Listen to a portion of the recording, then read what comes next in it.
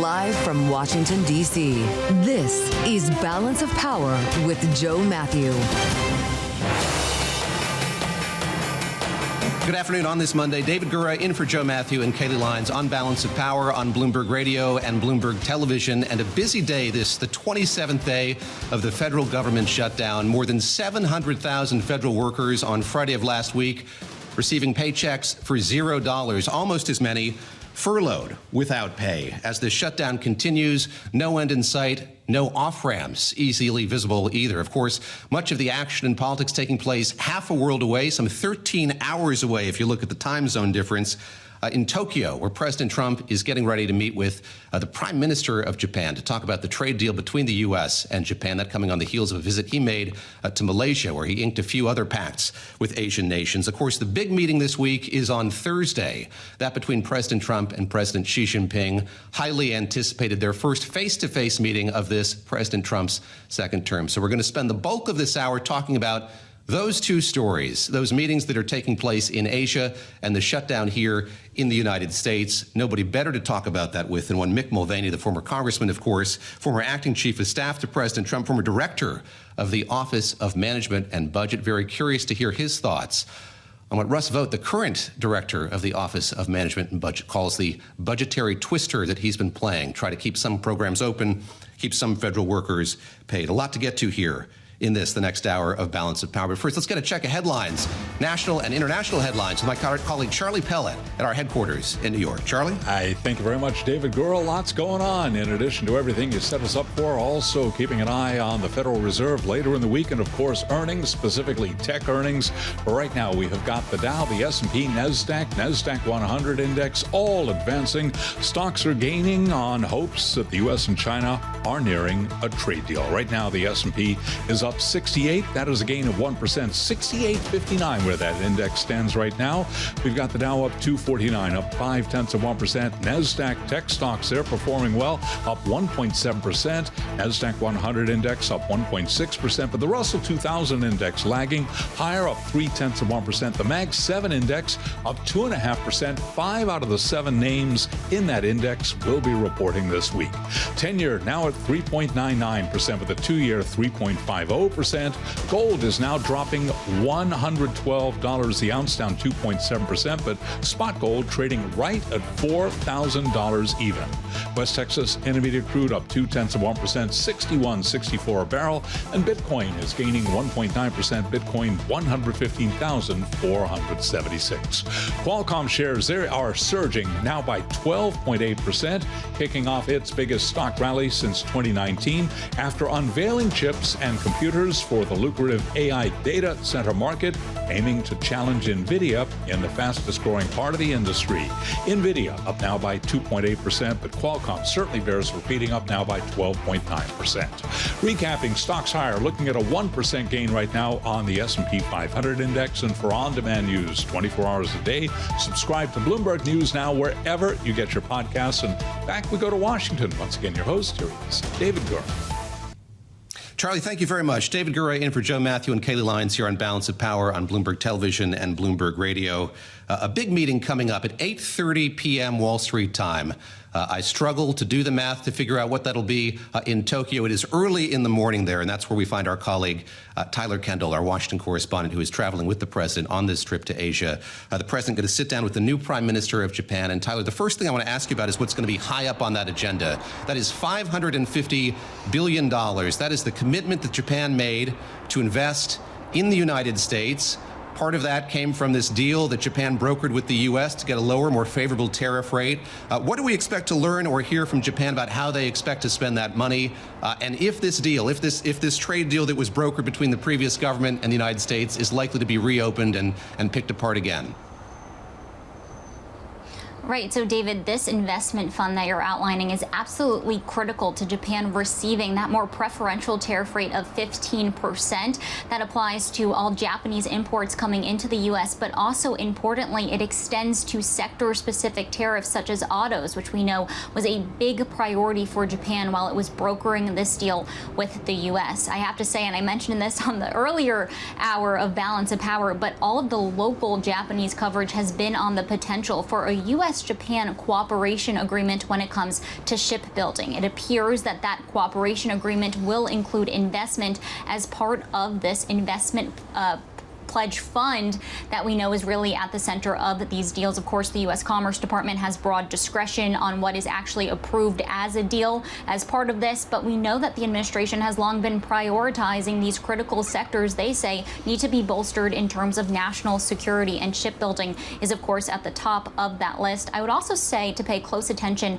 to any conversations around Japan bolstering its defense spending. We did see the new prime minister pledge to expedite the timeline to get Japan's military spending to GDP. They're aiming for this 2% goal. She's trying to move that up by actually 2 years, a move that has been broadly applauded by the Trump administration. So perhaps there's been some talk that maybe we'll see some sort of cooperation there when it comes to imports of U.S. military supplies as Japan tries to really ramp up its own speed when it comes to bolstering its military.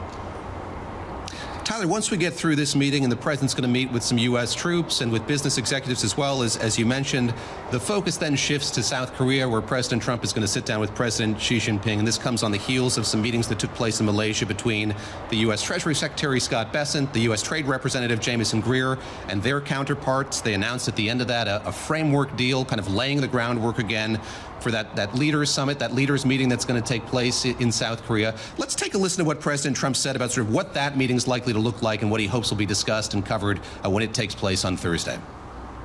What we understood yesterday or 2 days ago or even today is not going to be necessarily what it's going to be in 2 days. I mean, we're going to have a great talk. I have a lot of respect for President Xi. I like him a lot. He likes me a lot, I believe, and respects me, and I think he respects our country a lot. And we're going to have, I think we're going to have a successful transaction for both countries.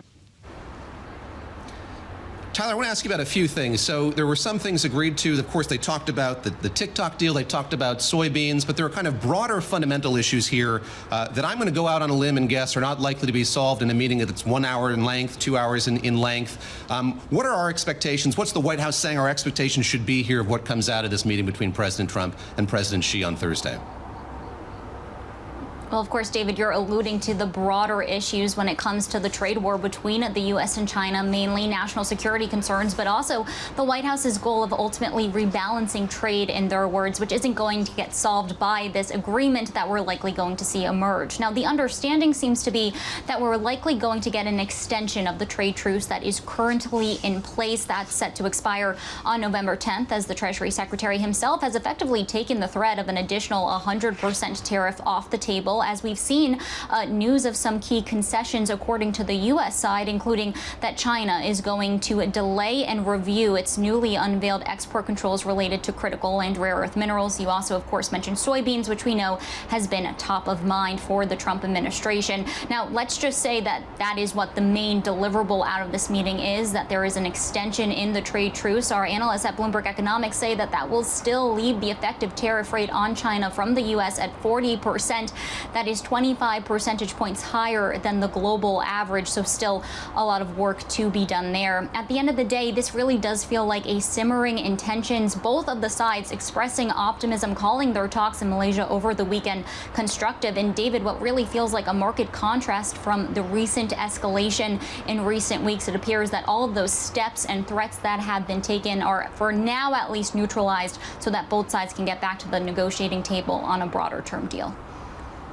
Tyler, one more question. It would be unfair to anybody else but you. I know you've been tracking all of this, but we saw a headline cross the Bloomberg terminal here a few hours ago about the relationship between the U.S. and Mexico. And Claudia Sheinbaum, the president of Mexico, said the U.S. is willing to extend the trade deadline for several weeks as conversations continue between the U.S. and Mexico. Of course, a dramatically different story between the U.S. and Canada. Your perspective on sort of the ongoing debate over what these trade deals will look like, given how Canada's now put itself in a position where it is, let's say, far out of favor from President Trump? Right. Actually, when this headline crossed, David, I went back to the first extension we saw, which was August 1st. 90 days would bring us to November 1st, which is why we're seeing this announcement now. And at the time, President Trump had said that Mexico was going to be given preferential treatment because of just how much trade it does with the U.S. Of course, we haven't seen that extended as such to our northern North American neighbors when it comes to Canada. Now, Mexico is currently facing a 25% tariff when it comes to non-USMCA compliant goods. The threat on the table table over the summer had been that that rate could ratchet up to 30% against Mexico. So we're going to have to see how this unfolds. Important to keep in mind here that the tariffs imposed on Mexico actually aren't imposed under the so-called reciprocal tariff regime through IEEPA, the International Emergency Economic Powers Act. The tariffs are imposed through IEEPA, but they're over fentanyl concerns and concerns with the border, and that's why we're watching really closely what sort of concessions could be made there on Mexico's part in a bid to try to make progress to meet President Trump's demands. Now, you mentioned Canada. Of course, we're watching that closely. President Trump declining to tell reporters on Air Force One whether or not this additional 10% tariff will extend to USMCA-compliant goods. Of course, there's a 35% tariff on non-USMCA-compliant goods currently in place, but, David, that does not extend to some of those sector-specific tariffs. There's a whopping 50% tariff on Canadian steel and aluminum, which we know is a big point of contention between the two economies. Tyler, thank you very much. Tyler Kendall on what is a grueling trip here for the president, grueling in terms of geography and time and amount of meetings and certainly expectations as well, and somebody who knows what that's like well is one Mick Mulvaney, who is former acting chief of staff to President Trump, former director of the Office of Management and Budget, former congressman as well. Let me ask you, first of all, if you miss being on a trip like this and what it's like for the president and his staff. There's so much on the agenda. We heard him float. Maybe he wants to take a little side trip and meet with Kim Jong-un as well. Yeah. How does he approach these trips, and what does he hope to get in terms of deliverables out of it? I've done one of those side trips to meet Kim Jong-un on the way back. I honestly don't know how he does it. I just got back from Tokyo last night, and I can barely stand up. I was thinking more about his meetings last week when he was in Israel. Maybe it was 2 weeks ago, and I lose track of the time. He was in Israel and then Egypt, and then for 36 hours, then came back and did 2 solid days of stuff at the White House and didn't seem to slow down at all. It's brutal. It's probably as tough on the staff as anybody else. I mean, Trump doesn't sleep anyway. He only sleeps about 4 hours a night. So I think he's probably immune to jet lag, but it's really tough on the team. There's no question about it. And at the end of the day, he is 79 years old, but I've seen no signs yet of slowing down. Every now and then I see him seem like he's probably a little bit weary, but not too frequently. You know, from the beginning of this term, in the context of this, a conversation between President Trump and President Xi, there's been a lot of talk of President Xi isn't going to do this unless we're at the point at which these two leaders can make a deal. Yeah. How do you think about the meeting that's going to take place on Thursday? What's likely to come out of it? It's always been a challenge because Donald Trump and I think President Xi work in entirely different manners. Trump wants the principal one-on-one, big guy to big guy conversation first. And my understanding is that the Chinese do it the exact opposite. They don't want Xi to have those conversations until all the other preceding lower-level conversations have taken place. So the fact they're getting together, I think, is helpful. I don't count, David, on anything major coming out of this. In fact, I don't count on anything major coming from the next several years. I think both countries have sort of found this. We used to describe it when it was military versus Soviet Union back in the 1960s and 70s as the Cold War. This is sort of a cold peace. I don't think you're going to see everything sort of get back to warm and fuzzy. I don't think you're going to see a full-blown trade war. I think you see sort of choppy negotiations on and off, bits and pieces here and there for the next several years. I do expect some sort of announcement coming out of this.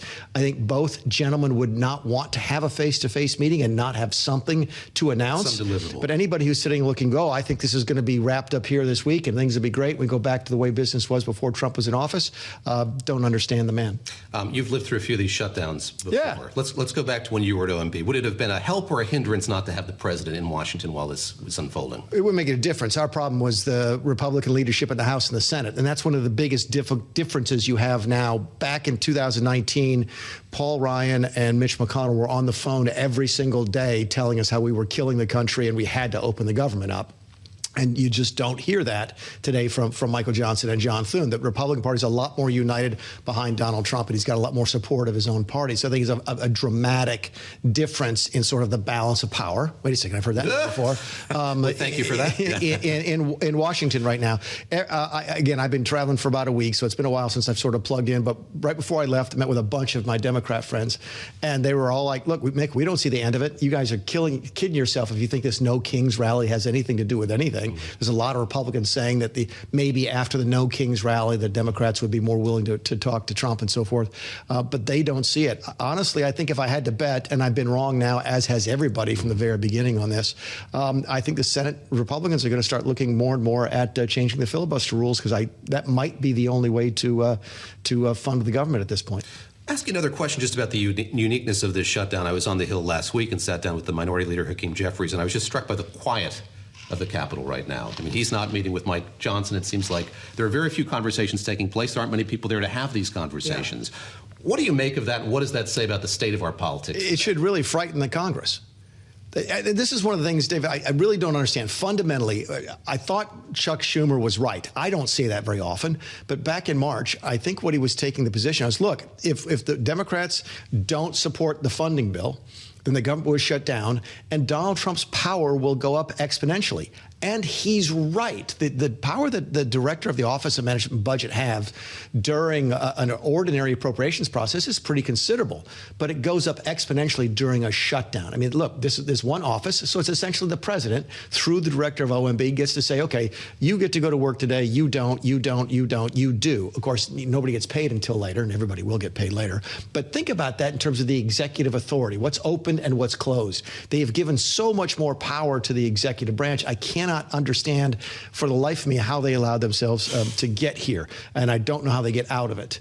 But nobody called you Darth Vader, as we talk about kind of the I know, I feel bad. Of OMB. But what do you make of what Russ Vought has done and is being able to do with that office? Could you have imagined that it could have as much power? Oh, sure. Yes, in this circumstance, but in this term as it has. No, we knew it did. We knew that it did. In fact, we tried back in 2019 during the 35-day shutout to do a lot of the things that OMB is doing now. But again, when you didn't have the support of your own Republican leadership on the Hill, it was very, very difficult to do. When you're going out night after night and on Fox News and the other right-wing sort of media outlets, Republicans are beating up on the Republican president. It was really hard to do any of these things. So no, we knew exactly what the authority was, exactly what the power. I shouldn't say that. No one knows exactly what the authority is. You don't know where the bounds are, but you do know that the OMB and the executive branch has a lot more authority during a shutdown than it does during the appropriations process. So yeah, we knew that this was there, and Russ and I used to joke about, wouldn't it be nice to have this job when you could actually use it? And now he's getting a chance to use it.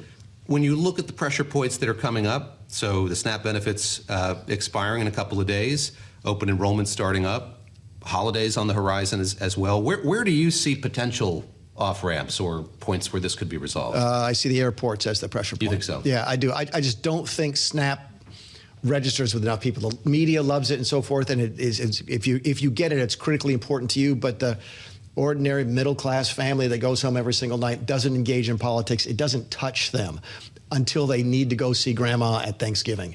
You're talking about tens of millions of people a day who travel, and I think that was a pressure point in 2019. I think it will be a pressure point now. I think Sean Duffy's done an excellent job of making it clear that any fabricated sort of sick outs won't be tolerated. But sooner or later, people aren't going to work for no pay. We all know they're going to get paid eventually anyway.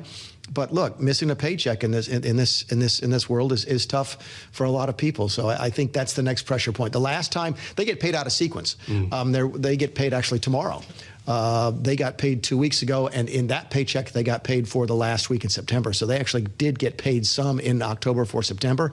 The next check will be the first $0 check for the air traffic controllers, and I think that will be the next pain point. Mick Mulvaney, great to see you. It's always good to see you. Welcome. Thank you. A man who's worn many hats, of course, OMB, Capitol Hill, as Chief of Staff at the White House as well, joining us here on set in Washington, D.C. as we look ahead to where there might be potential off-ramps. We'll continue that conversation with our politics panel here in just a moment on Bloomberg Television and Bloomberg Radio, and look to Argentina as well at the surprising results of the congressional race that took place there, what that means for Javier Milei. And yes, for the Treasury Secretary, for Scott Bessent as well, who authorized some extraordinary actions in Argentina. That's coming up on Bloomberg Balance of Power. It's going to be the planes. That was what Mick Mulvaney said about how this shutdown ends as he sees it. Very curious to hear sort of what our panelists think about that as well. Sheehan Zaino is back with us, Democracy Visiting Fellow at Harvard Kennedy School's Ash Center, and Bloomberg Politics contributor Maura Gillespie with us here as well, Bluestack Strategies founder and Republican strategist. Jeanne, you've been watching all of this unfold, and I'm very curious if you would agree with the former director of the OMB, the former White House Chief of Staff, if you think that's how this ends, or do you think that these other pressure points, chiefly the SNAP benefits expiring, the opening of open enrollment, those are going to have a tangible effect here on lawmakers' willingness and ability to get together to try to hammer something out? Yeah, unfortunately, I don't see those as having the impact. When you get the announcement, you're not going to be paying until next year. And so while people may be frustrated, they're not going to feel the pain immediately. And for SNAP benefits, unfortunately, even though we're talking about millions of people potentially losing the ability to get food and access food in this country, which is stunning, it's not going to impact the representatives and senators. So I think it is going to be travel. I think it's going to be Thanksgiving. And that's going to depend on the fact that these people have lost a check. And it's, we see flights starting to slow down and travel really impacted, which will frustrate people.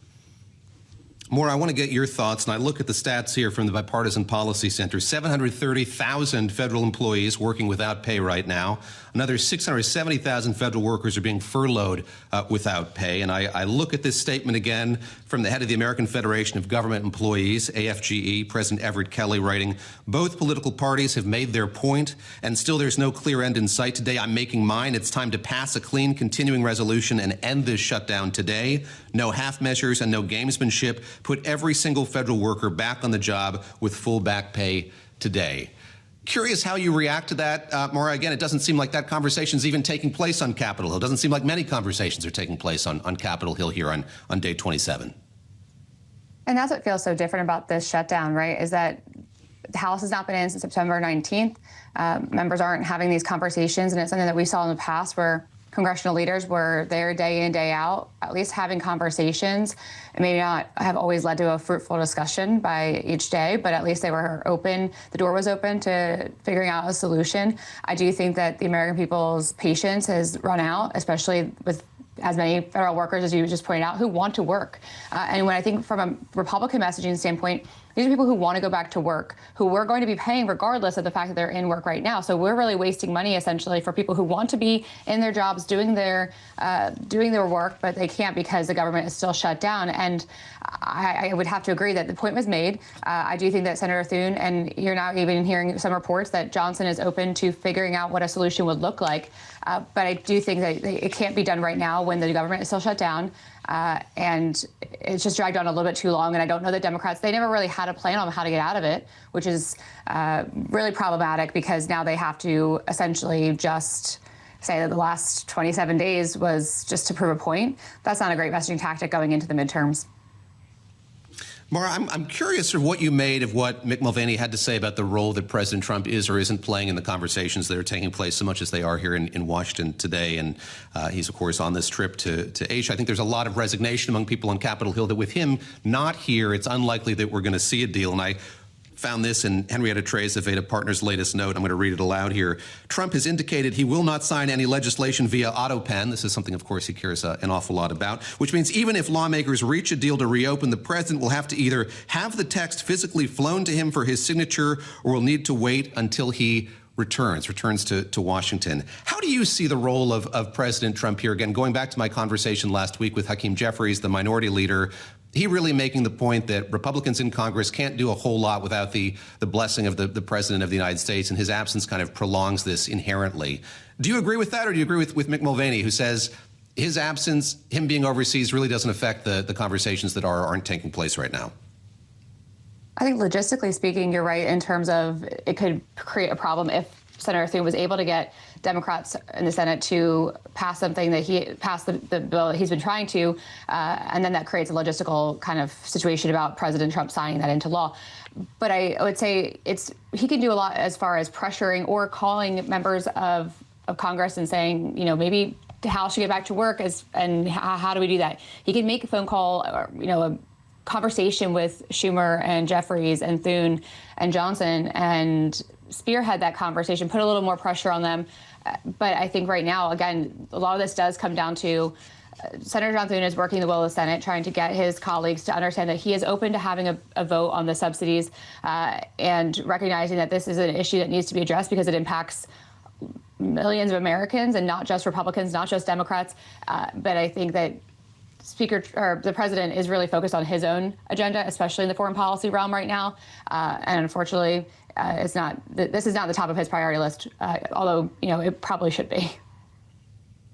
Let's spend the remaining time we have here talking about the midterms and the way that the political terrain is changing ahead of them. And we've seen President Trump really pushing for redistricting in a lot of states across this country. It happened in North Carolina. There's pressure for that to happen in Indiana and other states as well. Jeanne, let me turn to you and ask you about what's happening in Virginia, where you have state lawmakers looking to redraw those lines themselves. Democrats kind of respond in kind here to counter those moves by Republicans. What do you make of what's happening in Virginia? It's novel. The session's still open, so they're able to do this or at least push for it. But what do you make of kind of the broader fight that we're seeing play out here when it comes to where the lines are drawn, literally, when it comes to the political terrain in this country?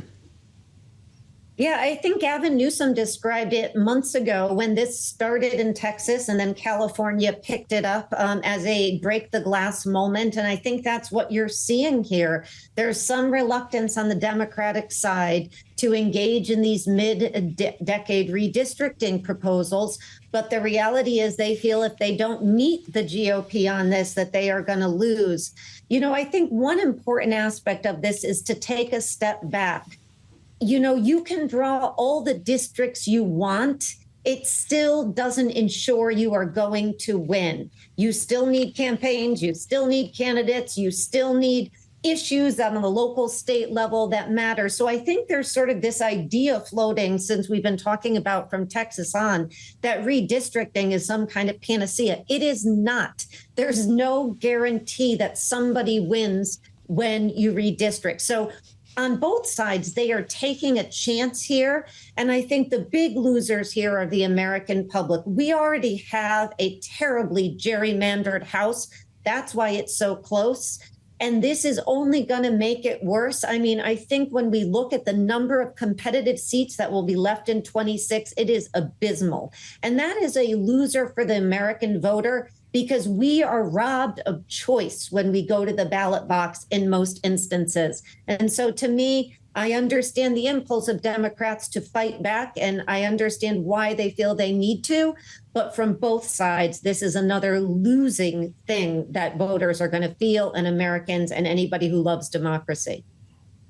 Maura, how about you on the kind of slippery slopedness of all of this, the way that it's happening, the kind of tit for tat nature of this, and just sort of what it says, to pick up on what Jeanne was saying about the state of our politics today? I think in North Carolina, there was one district that was carved in such a way that the incumbent's no longer in the district he was in before. It just presents a host of problems about representation. How do you see all of this playing out, and how do you see it sort of running its course?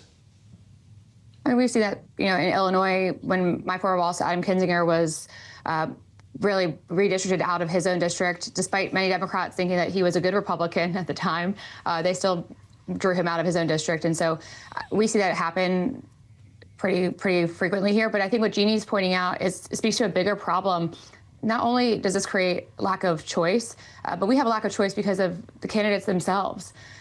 Right now, our state of politics is really devolved in a way that people don't feel inclined to run for higher office. Even if they had wanted to, the current state of politics and how we talk to one another, how we campaign, how we attack and demonize those who have different views than us, it's putting people at risk. We've seen that play out, unfortunately. And so when you're talking to someone who maybe had wanted to run for a higher office or felt called to do so, they then are thinking about what impact will this have on my family, my safety and security. And so then we end up having people who are either looking for fame, who had been in prior and had been in for a longer time. It just creates I think, in my opinion, a lesser, pool to choose from of people willing to do this job. And that's a really unfortunate effect of the state of our politics today. But this certainly does not help in terms of choice and options for American voters who are largely most in the middle, right? We're not on the fringes. The large swath of the American public and voters are somewhere in the middle. And we're robbing them of choice here in a lot of ways. Jeanne, I'll give you the last word on this, on yes, the state of our politics, but also just how resonant this is going to be as we approach the midterms and the 2028 election, how much this is going to be something that you think is going to have resonance among, I guess, both political parties. It's going to have a huge impact. And I'm just thinking, David, over the weekend, I think it was yesterday, the president posted on Truth Social tying the NBA cheating scandal to the stealing of the 2020 election, and warning about what could happen in the upcoming midterms and calling for things like no early voting, no mail-in voting.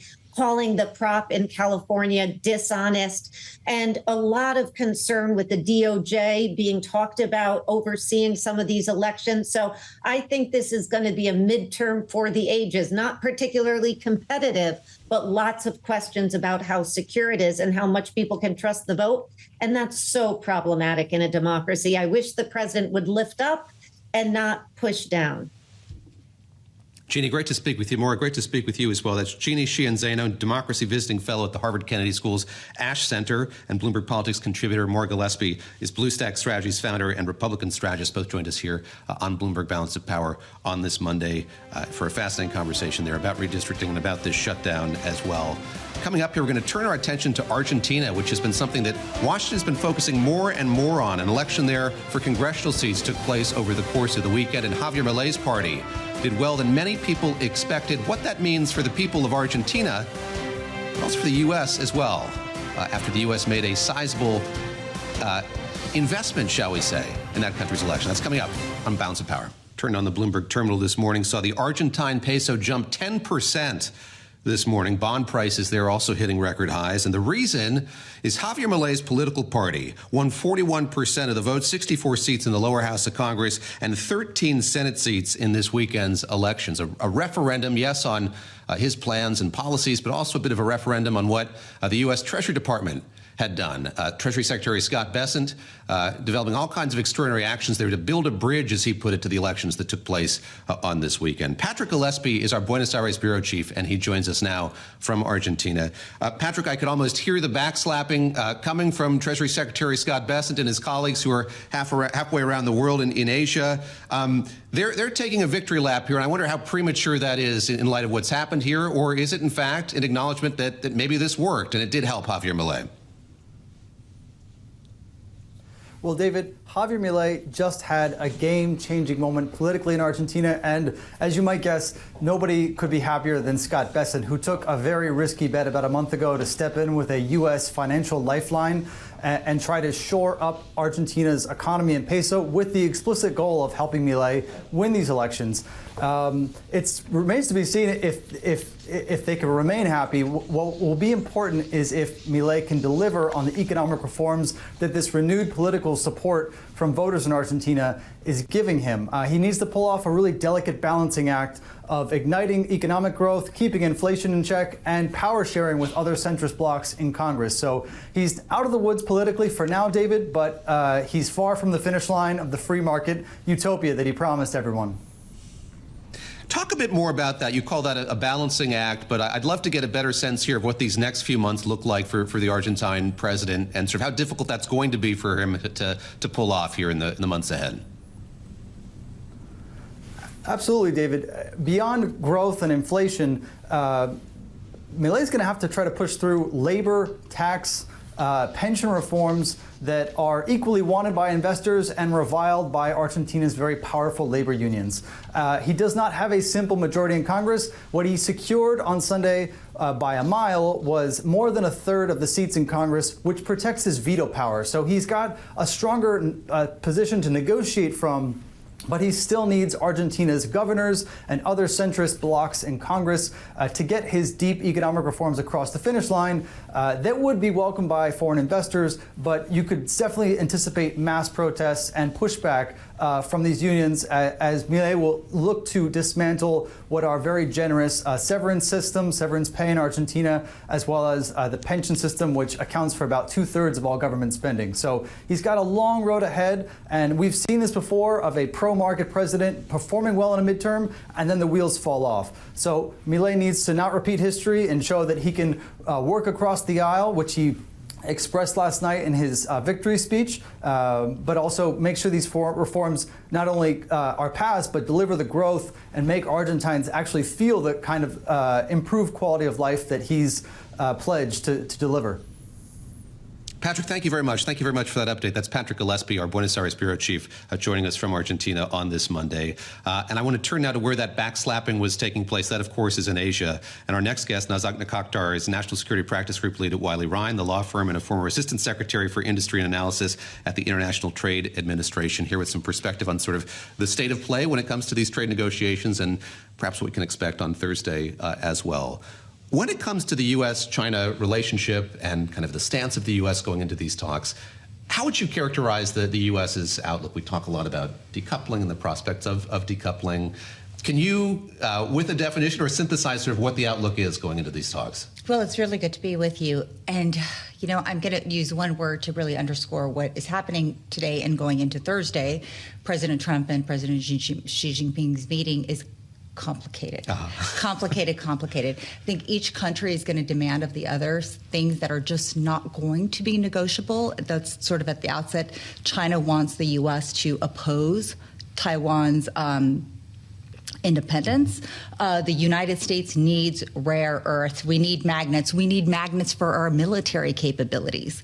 And so far, what I've seen in these sort of negotiations framework deals is easing of China off its export ban, but that doesn't say much. That doesn't mean that China has made absolutely clear that our military, our defense capabilities will not get rare earths, will not get the magnets that we need for the motors. Imagine military equipment, all the motors that go into that. China's made clear it doesn't want to do that.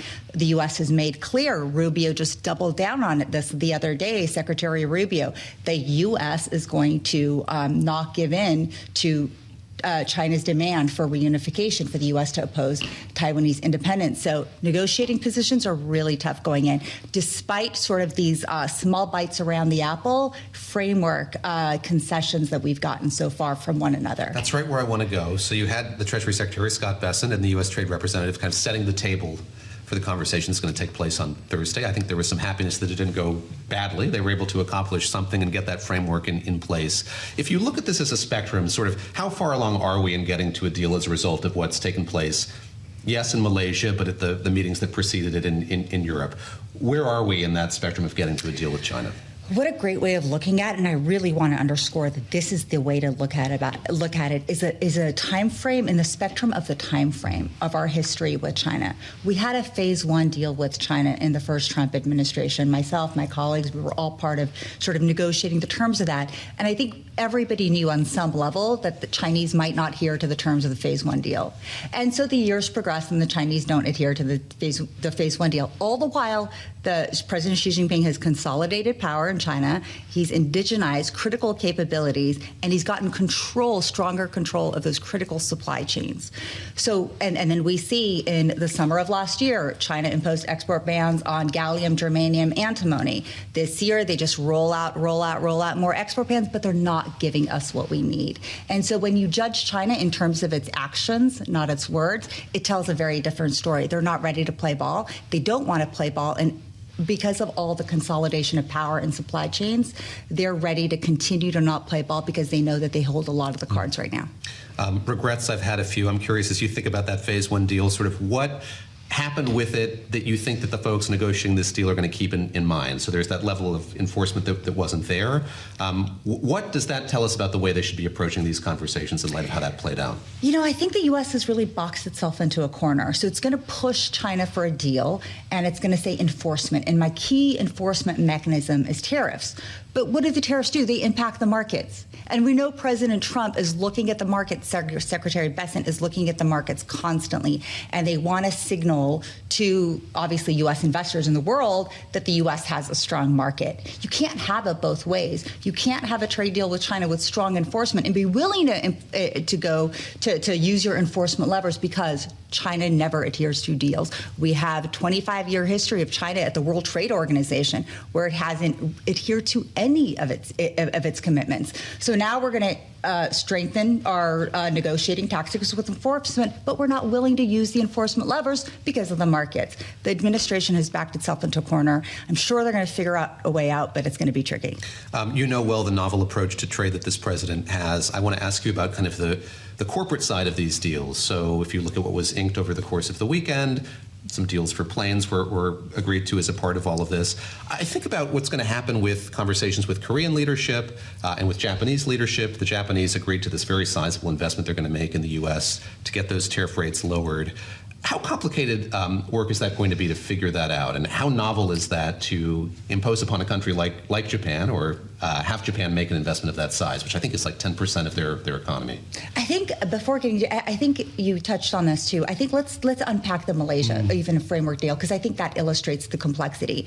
So part of the framework deal with Malaysia is certainly buy planes, but also, you know, open up your markets to more U.S. exports, but also don't restrict exports of rare earths to the United States. But most of the investments in rare earths processing facilities and mines in Malaysia are Chinese, and the Chinese have blocking laws that says you don't adhere to U.S. laws or any laws that conflict with Chinese laws. What is Malaysia going to do? What can it potentially legally do? It's going to have to either give in to China or give in to the United States, and it won't do 100% all U.S. and 100%. It's going to do this balancing act, and we might wake up and realize that what we thought we had agreed with Malaysia isn't going to pan out. Same thing, I think, with Japan. Japan has committed to $550 billion investments here. They don't know what they're going to invest in. They don't know if the critical capabilities in the U.S. they're going to invest in are going to align with where Japan needs to go. And those supply chains are here. And Japan needs supply chains at home. Japan needs, this is the amount that they committed to invest is about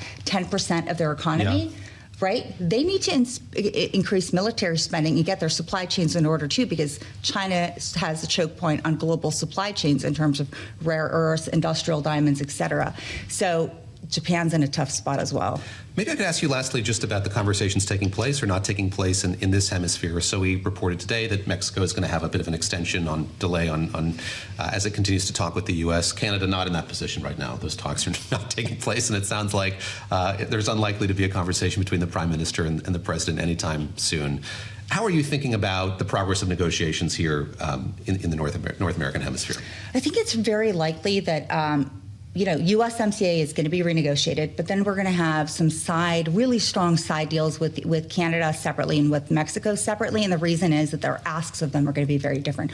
Our trade and our dependencies are going to be very different. And with Mexico, this is sort of what I alluded to about Malaysia, lots of Chinese investments in Mexico. And how are we going to deal with rules of origin? How do we treat the products that come from Mexico with substantial Chinese origin input into them? That's going to complicate our discussions with Mexico, with the rest of the world, when we ask that we impose higher tariffs on goods containing Chinese materials. Nazak, thank you very much. Great to see you. Nazak Nikakhtar here with me here in the studio in Washington, D.C. as we look ahead to more of the president's trip to Asia. He is in Japan, scheduled to meet with the Japanese Prime Minister here in the coming hours, going to visit with U.S. troops there in Japan as well, and with business officials as well. See if we make any headway on that $550 billion investment. Much more to come here on Bloomberg Television and Bloomberg Radio.